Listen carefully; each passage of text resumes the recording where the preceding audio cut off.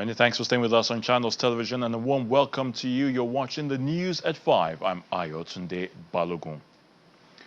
After a year of legal fireworks, the Federal High Court in Abuja gave a verdict on a case of massive fraud in the Office of the Accountant General of the Federation.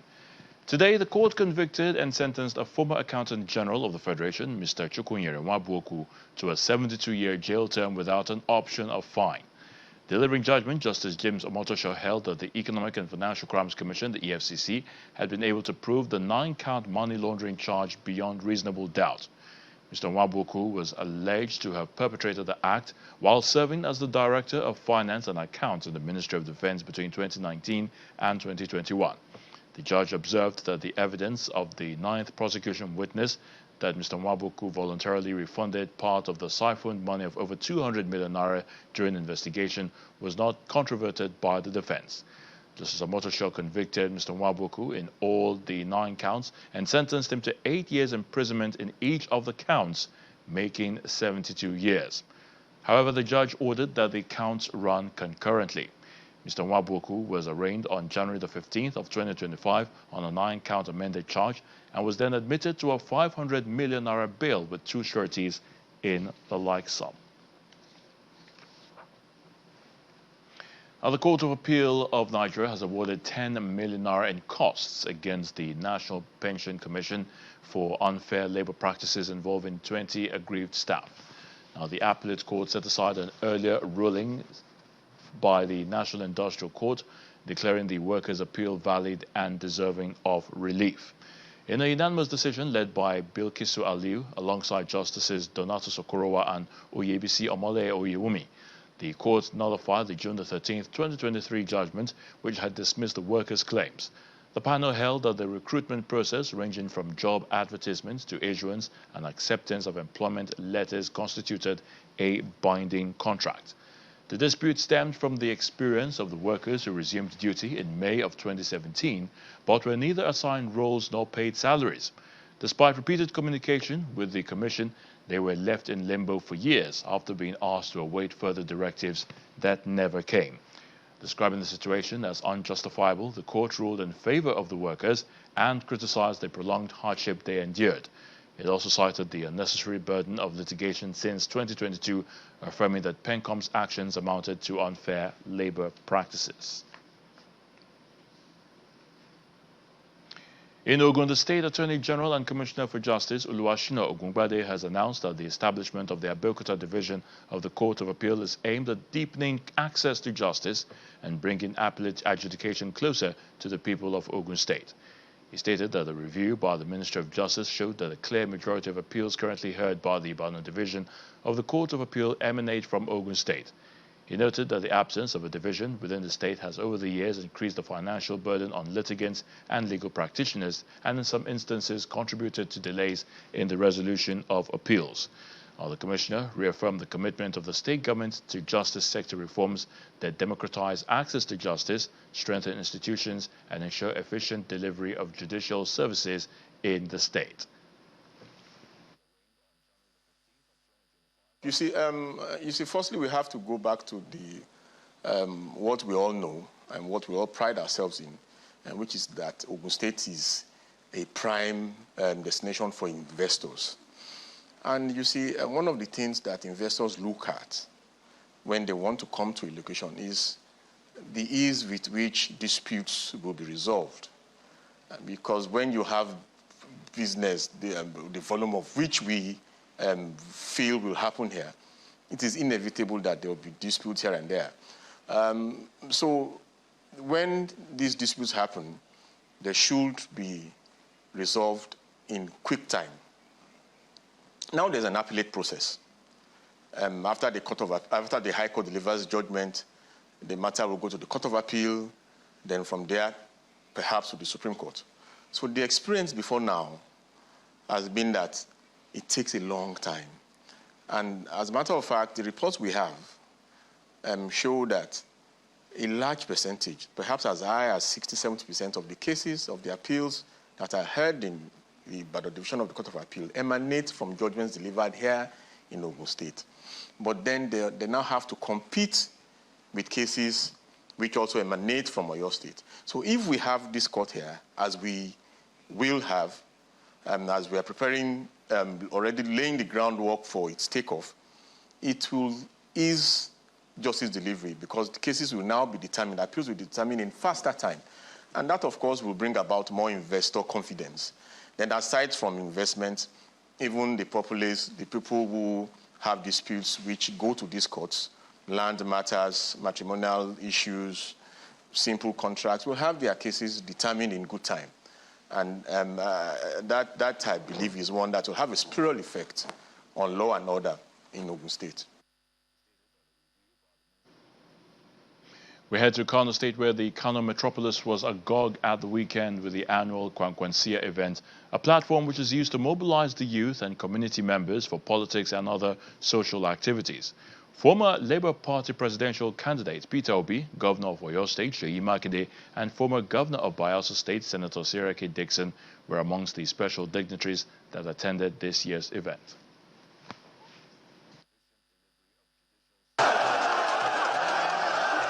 The annual Kwankwasiyya Salah festivities in Kano State had a different flair this year, with unusual faces who stormed the metropolitan city to pay a courtesy visit to Senator Rabiu Kwankwaso at his residence on Miller Road. It was all cheers and happy faces as former Labour Party presidential candidate Mr. Peter Obi, former Governor of Bayelsa State Senator Seriki Dixon, and Oyo State Governor Seyi Makinde arrived at the event, which witnessed a massive turnout of the people.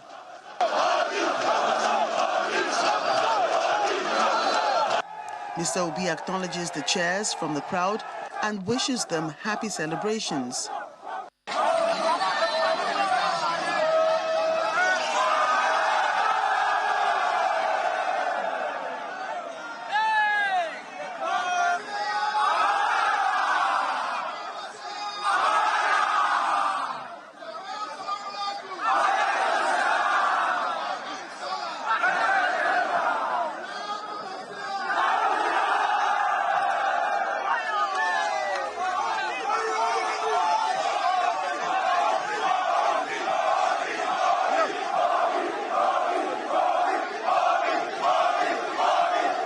He also calls on all Nigerians to ensure that they vote in the 2027 general elections to ensure that their voices are heard.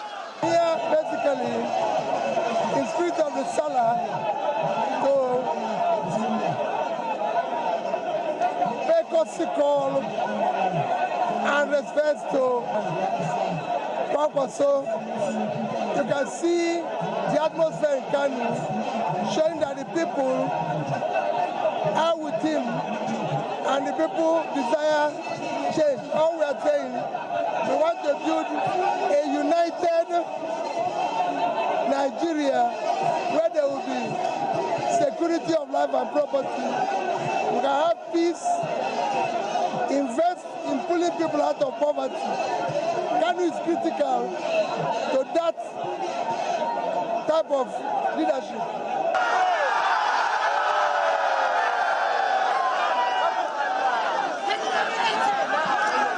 The Governor of Oyo State, Seyi Makinde, and former Governor of Bayelsa State, Seriki Dixon, take turns to greet the cheering crowd. The Kwankwasiyya movement is led by Senator Rabiu Kwankwaso, and he holds major annual events centered around Salah celebrations and, more recently, academic and scholarly conventions. These gatherings serve as significant platforms for political mobilization, community gathering, and showcasing the movement's ideals of education and service.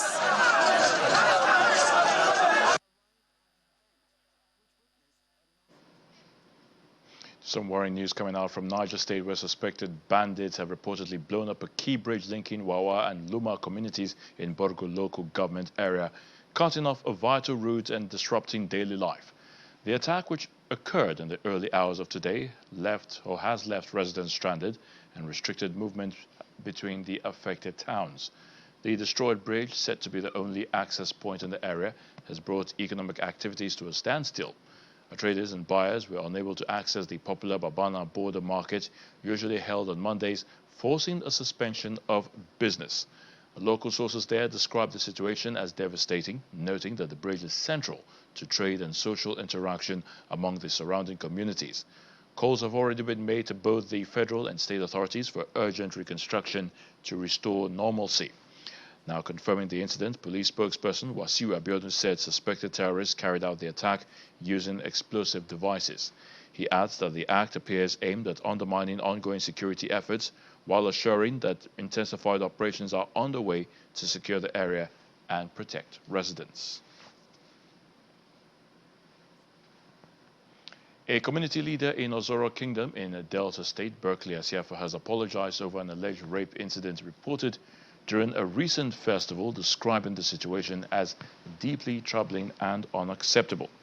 Speaking as a guest on the morning brief here in Channels Television, Mr. Isiafa called for calm while urging authorities to ensure a thorough investigation into the incident. Ozoro Kingdom, let me apologize to Nigerians, and let me also apologize to the families of the affected girls.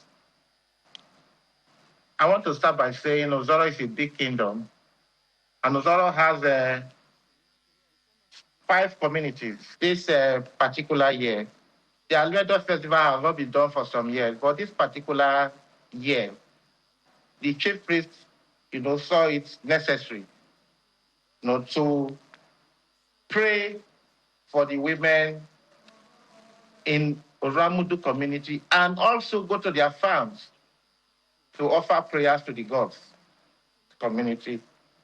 They said it was hoodlums. That is not part of their festival. Their festival is for fertility and for peace. It is not a rape festival. The Ogun State government has trained public school administrators as well as public primary and secondary school teachers across the state on how to efficiently navigate the AI-powered Ogun Learning Enhancement and Academic Resource Network Ogun Learn portal. The event, held at the June 12 Cultural Center in Abeokuta, the state capital, is part of the ongoing reforms in the state's education sector aimed at ensuring effective impartation of knowledge in the teaching and learning process through the use of artificial intelligence and ICT, Information and Communication Technology, across schools. State Commissioner for Education, Science and Technology, Professor Abayemi Arigbadu, during the one-day training, explained that since technology has been introduced in schools, there is need for capacity building for teachers and administrators to open doors to endless possibilities.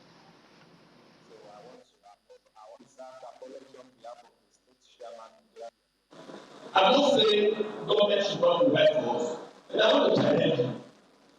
Apart from waiting for government, wait for government so that we can give you laptops and so on. Then you as an individual, empower yourself. When you get your salary at the end of the month, you spend your salary and you're not thinking on anything you want to spend to develop yourself. I remember in the university, you tell us to use 20 papers to get promotion, to use art paper, to use paper. If you are waiting for the school, the university, you give you opportunity to go for conference, which is normally the give us. Then by the time you are maybe 20 in the department, you give it to one person.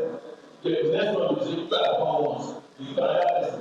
But by the time you 20, where you give your money, so that's why you also have some contribution to develop yourself.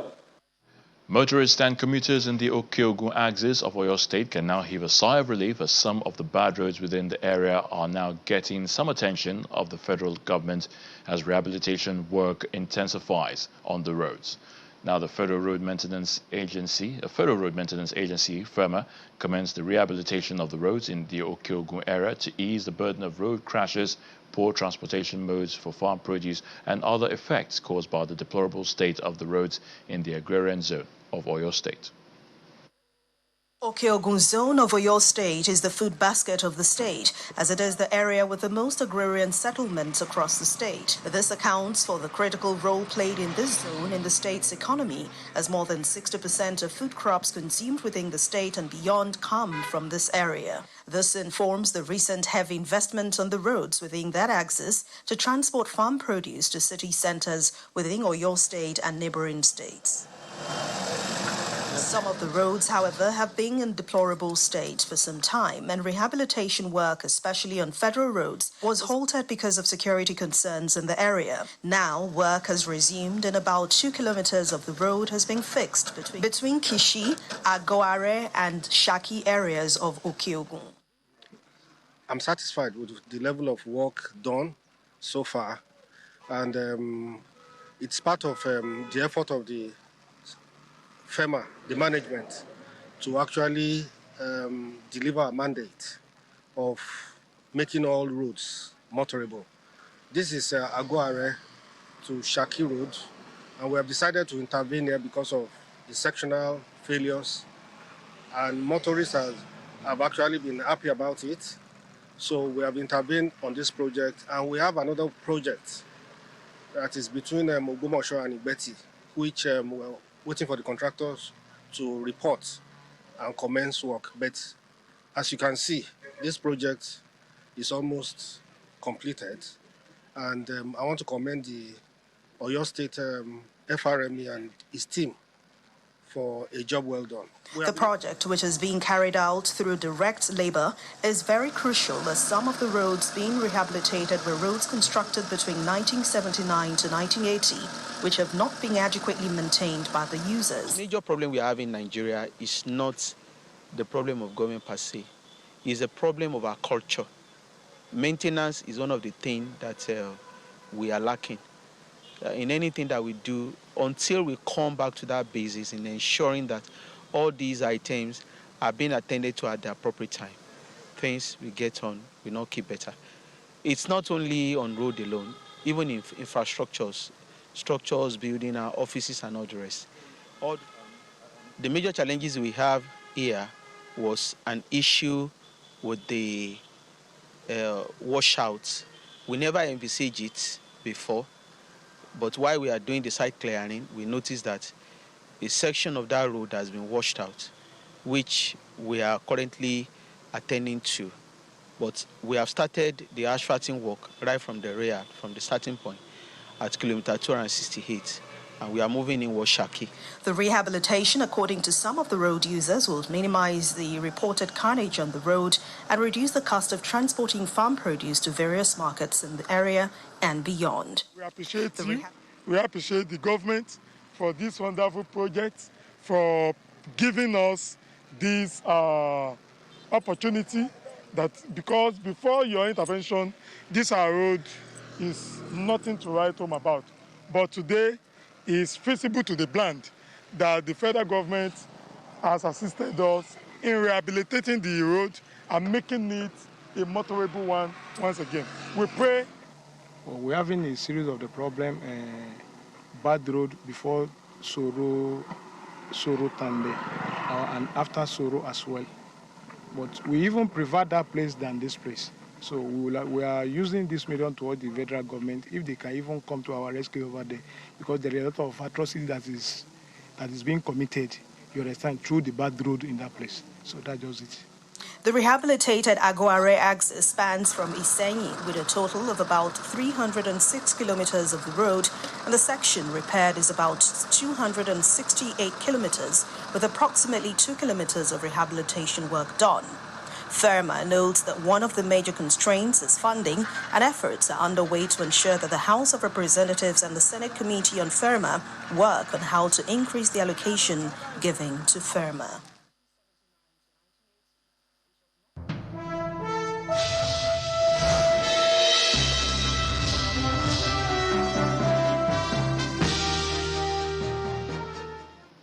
The Center for Promotion of Private Enterprises, the CPPE, has warned that rising global oil prices driven by the US, Israel and Iran conflict could undermine Nigeria's disinflation trend. In a statement sent to journalists, the economic and policy think tank also warns that Nigeria's unstable power grid now costs the country an annual economic loss of between 7 and 10 trillion naira, while spending on generators exceeds 3.7 trillion naira annually. To counter this negative development, the CPPE's CEO, Dr. Muda Yusuf, recommends that priority should be accorded to strengthen domestic refining capacity through the provision of stable and reliable crude oil supply to local refineries, including the Dangote refinery, under supportive, predictable, and where feasible, concessionary terms. He explains that this is crucial for moderating domestic fuel prices, easing pressure on foreign exchange demand, and enhancing the country's energy security. ICT is one of the key sectors that Nigeria needs to focus on to enable the growth of its GDP in the face of current global energy market volatility. This is the perspective of the CEO of data solutions company Unicloud Africa Limited, Krishnan Ranganath, who was a guest on our Business Morning show earlier today. He also pointed that an improvement in the digital economy would be far-reaching across all other key sectors of the broader economy, including the manufacturing sector. IT still remains, is a horizontal across all the industry. So that need to be one of the channels which we need to strengthen. Because if we are talking about a digital economy, that digital infrastructure has to be in-house. We can't run our digital economy based on somebody else's digital infrastructure. Well, maybe we can, adapt it maybe to start with or something like that, as a starting model. But you can't run it based on that. If you run based on that, the scenarios what we are talking about will affect the growth of what we are trying to do. So why should we go in that route? Correct. If the IT infrastructure improves, which indirectly means your transmission on the electricity also improves automatically. If transmission on the electricity improves, your manufacturing industry improves. The Debt Management Office, the DMO, plans to raise 750 billion naira through its upcoming March federal government bond auction on Monday next week. According to the bond offer circular released by the DMO, the amount represents a slight reduction from the 800 billion worth of bonds offered in the month of February. Now, highlights of this month's offer shows that the DMO is targeting the reduced borrowing with shorter tenors, starting with 250 billion for the August 27, 2030 paper at 17.945%. 200 billion naira for the FGN June 25, 2032 paper at 17.95%, and 300 billion naira for the May 15, 2033 paper at 19.89%. The bid for the auction closes on March the 30th, while the settlement date is set for next month, April the 1st. The Securities and Exchange Commission has issued a 6-week deadline to capital market operators to submit their board-approved recapitalization or license downgrade plans. The directive, which is disclosed in the Commission's revised minimum capital guidelines, states that all capital market operators must submit their board-approved and comprehensive implementation plans within 6 weeks of the June the 30th, 2027 compliance deadline. The SEC or SEC mentions that the directive applies across all categories, including brokers, dealers, fund managers, custodians, exchanges, and digital asset operators, reinforcing the urgency of compliance. Meanwhile, the SEC has signed a memorandum of understanding with the National Youth Service Corps, the NYSC, to establish a community development service group focused on investment education, which aims to enlighten young Nigerians to the risks of fraudulent investment schemes and promote sound, legitimate investment practices.